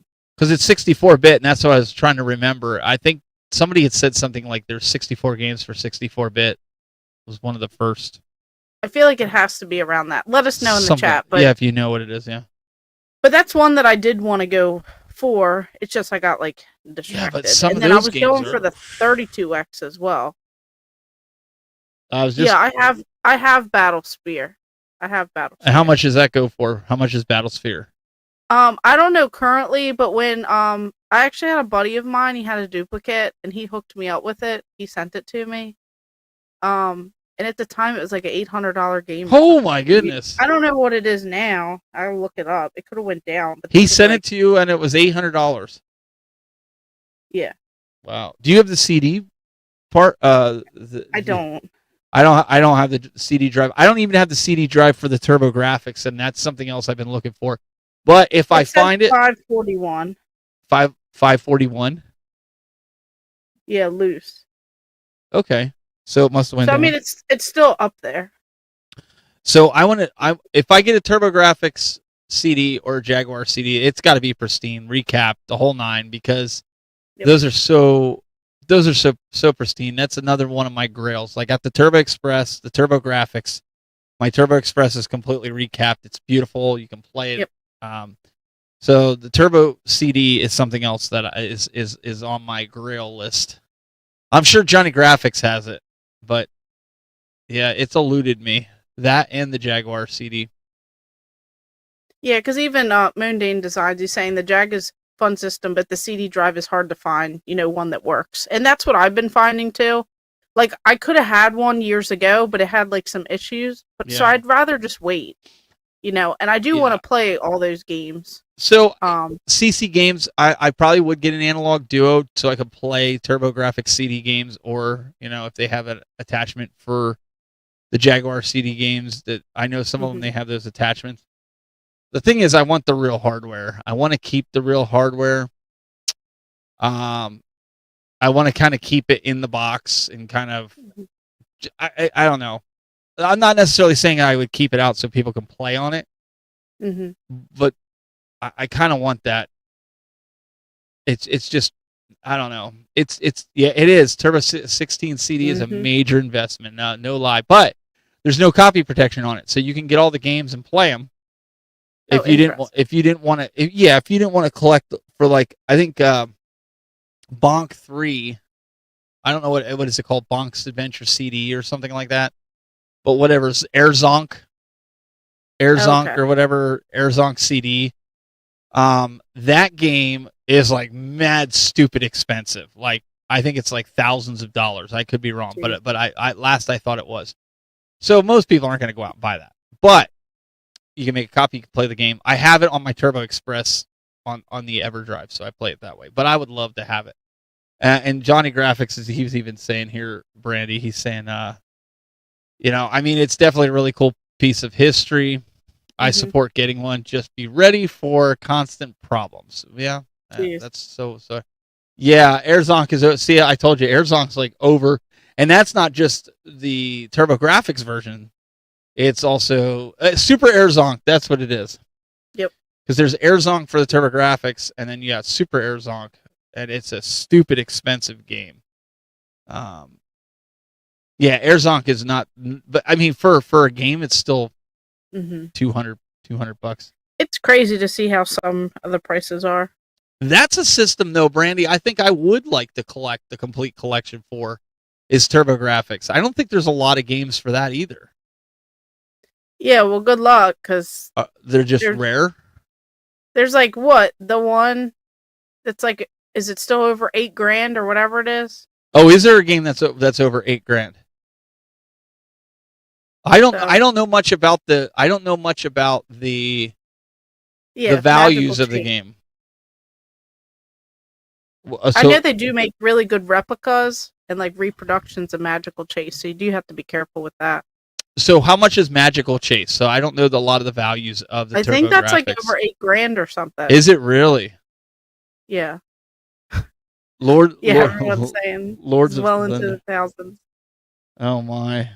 Because I know at Siege, someone, so Rad Junk right next to me at the booth, they bought a Magical Chase, and he came over to the table, and he was like, whoa, I just got a score of a lifetime, like, hyping it up.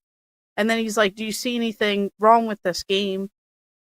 He's like, I'm checking to see if it's authentic or not. And we were all staring at it, and we're like, there's no way this is real. Like, there's no way. But, like, it was a really great reproduction.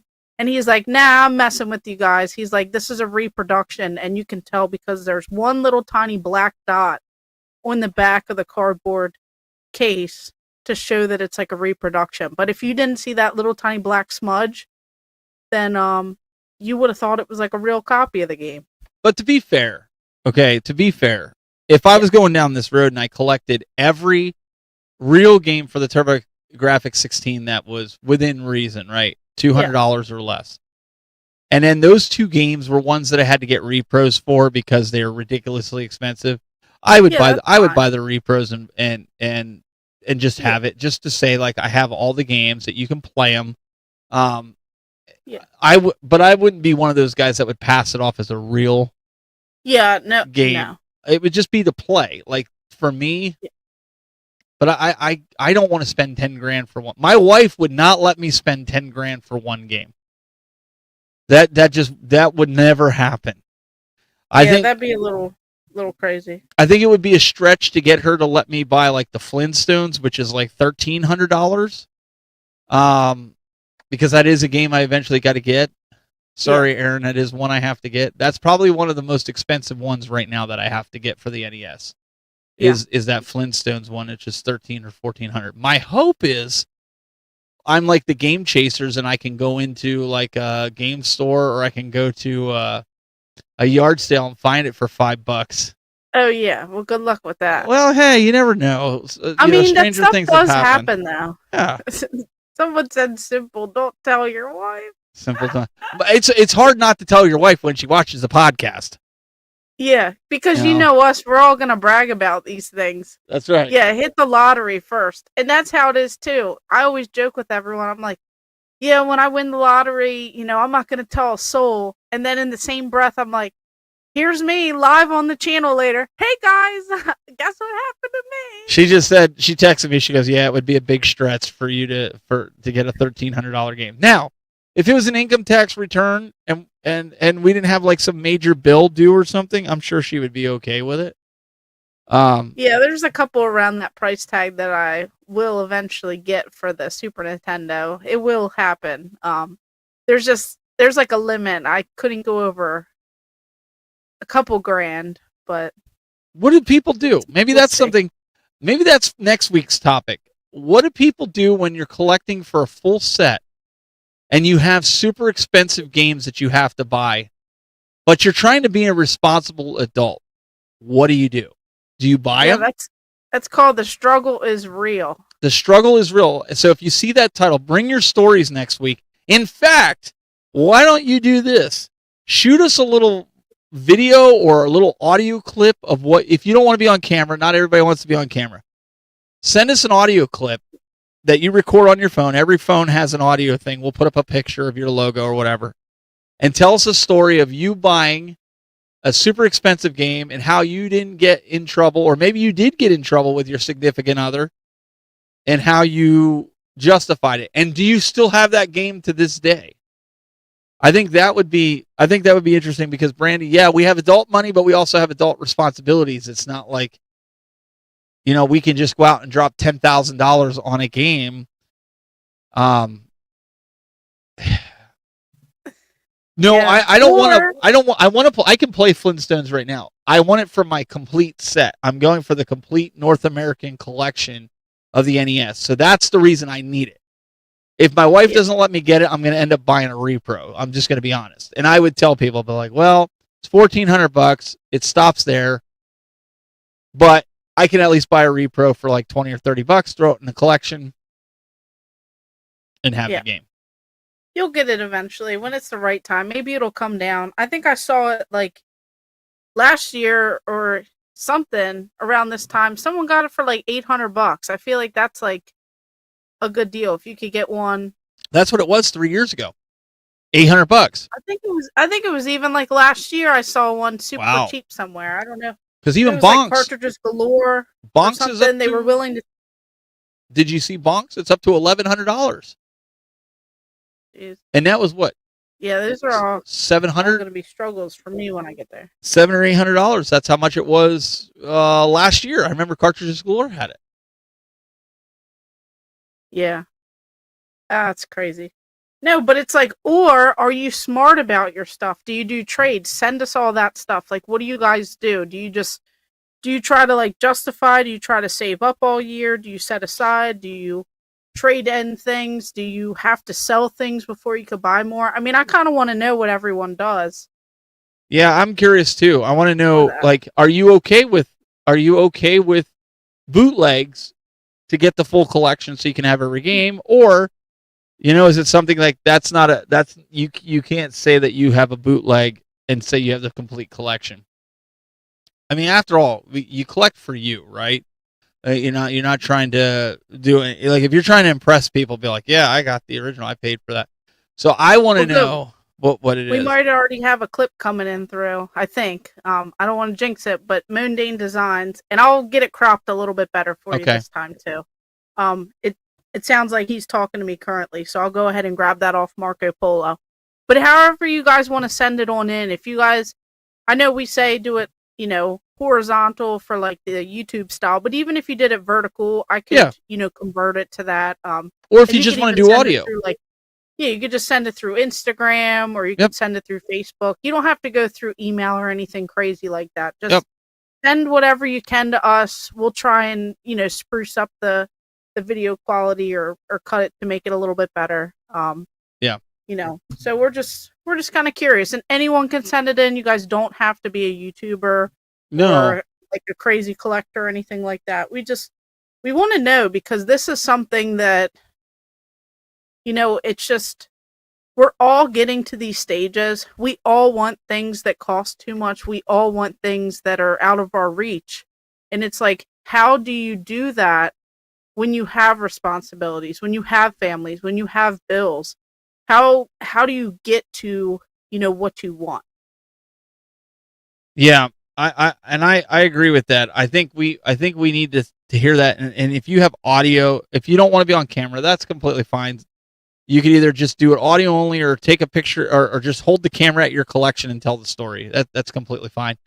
Promote your channel. This is a good way if you have a channel, or if you just, you're just a viewer. Hey, I'm this so-and-so, and tell us. We really want to know. We want to get you guys involved. You guys have been awesome in the past, and you can still send in your game collections. But we're gonna leave it on that note for next week. Mm-hmm. And send us those videos. Either send it to Brandy or send it to myself, and we'll make sure to show it next week, because I think, Brandy, we found our topic for next week, because I'm curious myself. Like, it's cool. Maybe that's what I got to do. Set money aside and just save up for it. And I'm okay doing that. I really am. I'm okay doing that. But I just want to see. I want to see what everybody's thoughts. And let me add something to that, Brandy. Do you just buy any scrappy looking version of the game that you find, or are you like me? If you're going to spend that kind of money on a game, you want the top-notch quality game. It has to be a perfect label. It can't be ripped. That, for me, when I'm looking at a higher-end game like that, it has to be good label. So we're curious. We're curious about that. Johnny Graphics with the $5 dono here. Great That's show, way y'all. too nice. That was very way nice. Too nice of you. I appreciate that. Thank you, good sir. So anybody, if you have a channel, you don't have a channel, you want to weigh in, please send us your opinion. Even if you're not really collecting that way, just send us your opinion. We'd love to play them and like everybody hear it. So, Brandy, what do you got coming up this week as we wind this down? Who knows? No, I'm kidding. It's That's what my I said. birthday. It's my birthday Saturday, so I've just kind of been living my best life over here. 43. Doesn't look a mean- day over 42. Rude. I'm not even in the 40s. I'm like, Oh, I'm sorry. I had the numbers reversed. My bad. that's what happens in your old age. That's See, exactly I'm not trying to it. be as old as you. Mm-hmm. I could still But no, hang. so pretty much I'm going out to some game stores and stuff, so I'm gonna get some content. I have to get some videos put together. I've just been helping some other people, helping family, helping, things like that. So just been a little bit distracted at the moment. Still have shorts and still have pictures and stuff going on, still thinking of ideas. And obviously I'm gonna do like a massive video on all these crazy bobbleheads, and I did not break this one, but I will get like a video together on that. I have some Vectrex games that I also picked up. I have more content coming, like game hunting stuff for the weekend since it's my birthday. Might as well live it up. And just going on and trying to complete some of these sets that I want to enjoy and I want to go through and play and So Yeah. I do appreciate everyone saying happy birthday, happy early birthday. I appreciate you guys. Steven's tired of being old. Yeah. Hey, real quick, Johnny Graphics asked in the chat room, he says, where do we send it? You can send it to my email if you want. If you have Dropbox or Google Drive and you know how to use that, you can upload it to that and just DM me a link or DM Brandy a link or email me. My email's public, steve@ttbgaming.com. You can just email me or get a hold of Brandy. Either one of us you can get a hold of. But here's what I think.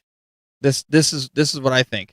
Brandy is so close to getting the 20,000 subscribers. I think for her 43rd birthday, you guys need to help get the word out. Get people to subscribe so she can hit that 20,000. You guys help me get to that 10,000 mark. Now I'm almost to 11,000. Thank you to all you guys. So you'll get the 20 before I get No. Let's get Brandy to 20,000 before the end of the weekend. Let's see if we can do that. I know you guys are awesome. You guys have been awesome following us. But if we can do that, that would be really, really cool. She knows I got to pick on her because she's always picking on me for being old. So I have to do that. Keeps me in check.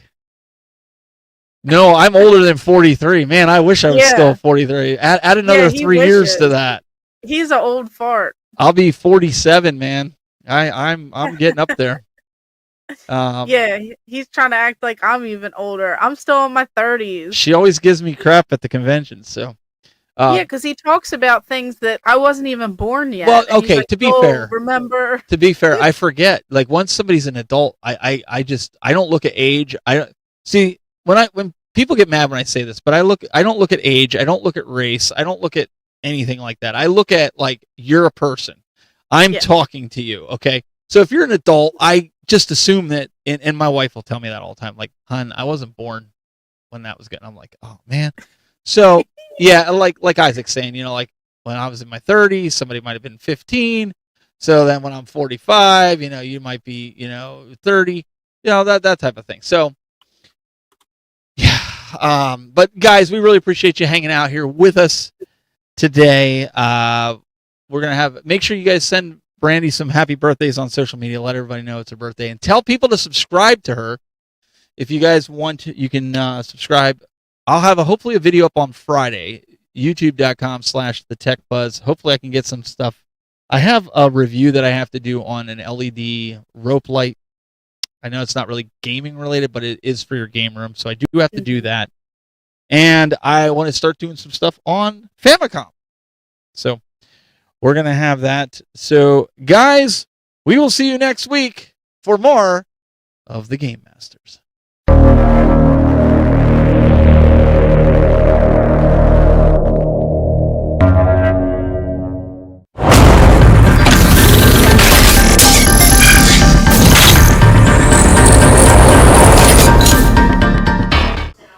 Oh, that was a good show. That was a long show.